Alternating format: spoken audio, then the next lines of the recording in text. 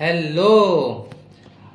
आज हम बात करने वाले हैं अपने पाइथन के बारे में। पाइथन का एक प्रोग्राम का एक टॉपिक ऐसा है जो बहुत ही थोड़ा सा लॉजिकल ज़्यादा है, समझने में काफ़ी प्रॉब्लम हो रही काफ़ी बच्चों को।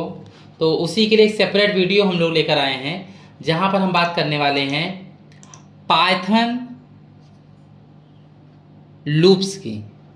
हम बात करेंगे पाइथन के लूप्स की या फिर सी के लूप्स की बात कर लें। किसी की भी प्रोग्राम में लूप हमेशा बराबर तरीके से ही चलता है, जैसे सी में चलता है, जैसे सी प्लस प्लस में चलता है, वैसे ही आपके पाइथन में भी चलता है। हम यहाँ कॉन्सेप्ट को लेके चलेंगे, पाइथन को लेके चलेंगे और पाइथन में प्रोग्राम बनाएंगे और फिर उसको बारी बारी से चला के चेक करेंगे कि किस प्रकार से इसका आउटपुट आ रहा है। जहाँ पर हम बात करने वाले हैं पाइथन के सिंगल लूप्स की, और उसके बाद हम यूज़ करेंगे उसी के अंदर एक नेस्टेड लूपिंग। ध्यान दीजिएगा, पहले तो हम नॉर्मल बेसिक सा लूप यूज़ करेंगे और फिर हम यूज़ करेंगे उसी में नेस्टेड लूपिंग। क्लियर? तो आज का टॉपिक बहुत ही इंपॉर्टेंट, बहुत ध्यान समझिएगा, कंसंट्रेट रहेंगे तो बहुत आसानी समझ में आपको आ जाएगा। बहुत ही सिंपल सा टॉपिक है और बहुत आसान तरीके से समझाया जाएगा ये आपको। ठीक है, चलिए स्टार्ट करते हैं। तो सबसे पहले तो एक प्रोग्राम बना ही लेते हैं। पहले तो प्रोग्राम बना के चेक कर लेते हैं चल क्या रहा है। एक नया प्रोग्राम बनाते हैं हम लोग फटाफट से। तो चलिए प्रोजेक्ट स्टार्ट करते हैं पहला, और इस प्रोजेक्ट का नाम देते हैं हम लोग अपना लूप्स कॉन्सेप्ट। ठीक है, लूप्स दे देते हैं और सेव हो रहा है हमारा, रिस्पॉन्स में सेव हो रहा है, हम सेव रहने देते हैं, कहीं चेंज नहीं करते हैं। ठीक है, चलिए तो आज का हमारे पास तो पाइथन का लूप्स हमारे पास जो है क्या करता है। चलिए स्टार्ट, सबसे पहले सिंगल से स्टार्ट करेंगे, सिंपल सा बिल्कुल, जहाँ पे हम प्रिंट कराने वाले नंबर्स 1 से लेके 10 तक का नंबर प्रिंट कराने वाले हैं। क्लियर? तो हमने लिखा फॉर, क्या होता है वे बात समझेंगे। पहले एक प्रोग्राम आई इन रेंज, और हमने यहाँ पर एक नंबर दे दिया। अभी समझेंगे क्यों, कैसे, क्या, एक एक चीज़ समझेंगे कि पॉइंट समझेंगे हम लूप में क्या कैसे चल रहा है। ठीक है, और हमने यहाँ पर आई को प्रिंट करा दिया। हम यहाँ से रन कराते हैं। जैसे ही हमने रन कराया यहाँ से हम देख पा रहे हैं कि हमारे पास 1 से लेके 10 तक की संख्याएं आ चुकी हैं। कोई दिक्कत नहीं यहाँ तक तो चलिए। लेकिन अब दिक्कत ये कि ये आया कैसे, प्रॉब्लम तो है। ये जो 2 लाइन लिखने से 10 अंक कैसे आ गए, हो क्या रहा है यहाँ पर। तो हो यहाँ कुछ ऐसा रहा है कि चलिए फटाफट से हम बनाते हैं अपना एक फ्लो चार्ट, और फ्लो चार्ट बनाते हैं, समझते हैं किस प्रकार से ये चीज़ें काम करती हैं।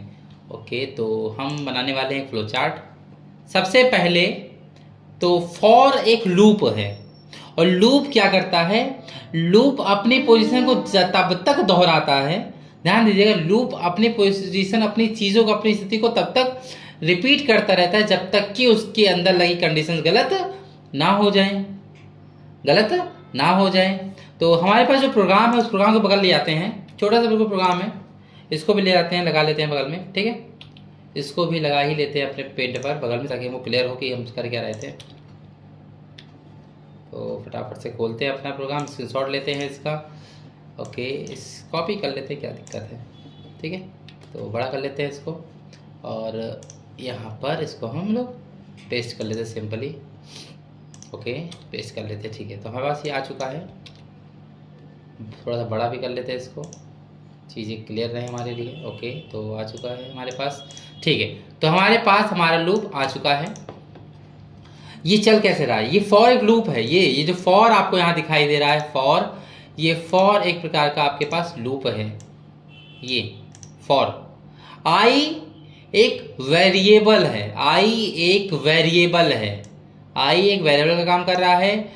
और आपके यहाँ पर इन फॉर होता है मेंबरशिप ऑपरेटर। ये आपका मेंबरशिप ऑपरेटर है, ये चेक करता है, ये कंडीशन चेक करने के लगाया गया है। ये आपका मेंबरशिप ऑपरेटर होता है। ठीक है, आप ऑपरेटर्स पढ़ेंगे, ऑपरेटर्स क्या होता है, कैसे होता है, ये चीज़ें आपको एक सेपरेट वीडियो में बताया जाएगा। तो फिलहाल अभी हम सिर्फ जानते हैं कि क्या है। और रेंज हमारे पास हमारा कीवर्ड अवेलेबल है। चलो फटाफट से कीवर्ड को भी हम अपना बॉक्स में डाल देते हैं। ठीक, तो सबसे पहले फॉर एक लूप है, आई एक वेरिएबल है, इन आपका ऑपरेटर है, और रेंज आपका एक कीवर्ड है। ठीक, और ये हैं इसके बॉक्स के अंदर दिए गए हैं आपके लिटरल्स। क्या दिए गए, लिटरल्स। ऐसे बोल सकते हैं कि कांस्टेंट, सिंपल सा आप बोल सकते हैं कांस्टेंट, और कांस्टेंट ही हमारे लिटरल्स होते हैं। ये कई प्रकार के होते हैं, इनको हम लोग आगे जानेंगे। और यहाँ पर हमारे पास है प्रिंट फंक्शन। ध्यान दीजिएगा क्या हमारे पास है, नेक्स्ट प्रिंट फंक्शन आप देख पा रहे हैं नीचे की तरफ। और प्रिंट फंक्शन हम वैल्यू दे रहे हैं, वेरिएबल दे रहे हैं, जहाँ पर हमें बार बार हमारी वैल्यू हमको प्राप्त होती रहेगी। ठीक है, तो इसके लिए हम करने वाले फटाफट से एक फ्लो चार्ट रेडी और वहां समझेंगे किस प्रकार से ये किया जा रहा है। तो जब हमने ये प्रोग्राम बनाया, हमने कहा फॉर आई इन रेंज 1 से 11, 1 से 11, 11 क्या है, 11 एक कंडीशन है। कैसे, इस प्रकार से दिया गया है, मान लीजिए आपको कि आपसे बोला गया है, हमसे बोला गया है कि आई जो आपका है, ध्यान दीजिए, आई हमारा जो है शुरुआत में कितना होगा, 1।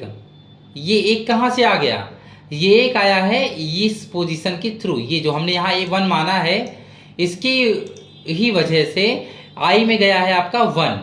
ठीक, और जब हम थोड़ा आगे बढ़ेंगे तो हमसे प्रोग्राम कह रहा है कि काम करो, चेक करो कि क्या आई आपका, आई जो है, आई आपका क्या छोटा है, क्या छोटा है 11 से।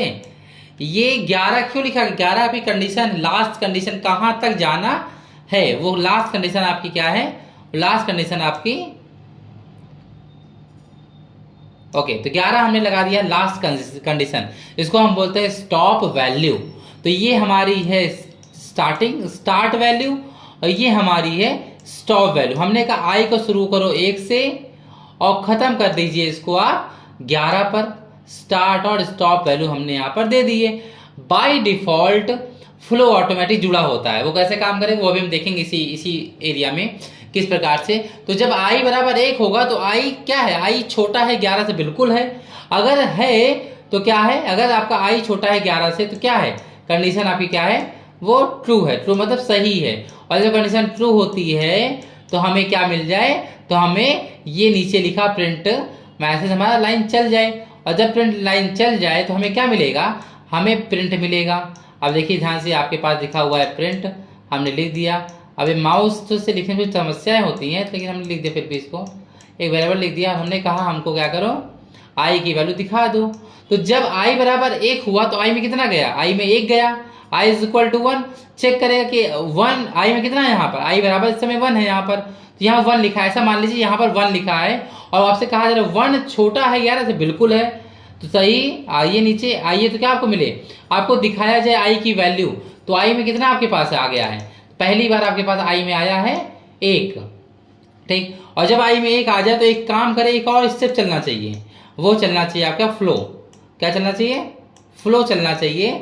ये बाय डिफॉल्ट जुड़ा होता है आपके प्रोग्राम में कि आई में आई को प्लस कर दीजिए, आई में आई को प्लस कर, जब जैसे हमारा एक आंसर आया 1 हमारा, वैसे ही हमारे पास क्या हो गया, आई में जुड़ गया। शुरुआत में आई था कितना, 1 था, अभी कितना हो गया, आई 1 + 1 कितना हो गया, 1 + 1 2 हो चुका है हमारे पास। और जब ये सही हो जाएगा तो हमारा लूप दोबारा से चलने के लिए अपने कंट्रोल को भेजेगा। चेक करिए जाकर के कि क्या 2, आई में कितना आ चुका है आपके पास, आई में अब आ चुका है आपके पास 2, आई में आ चुका है यहाँ पर 2। ठीक, तो यहाँ पर आई में 2 आ चुका है आपके पास। अब क्या 2 आपका छोटा है 11 से, बिल्कुल है। अगर है तो एक काम कीजिए कि आई की वैल्यू दिखा दी, तो आई में कितना है, 2 है।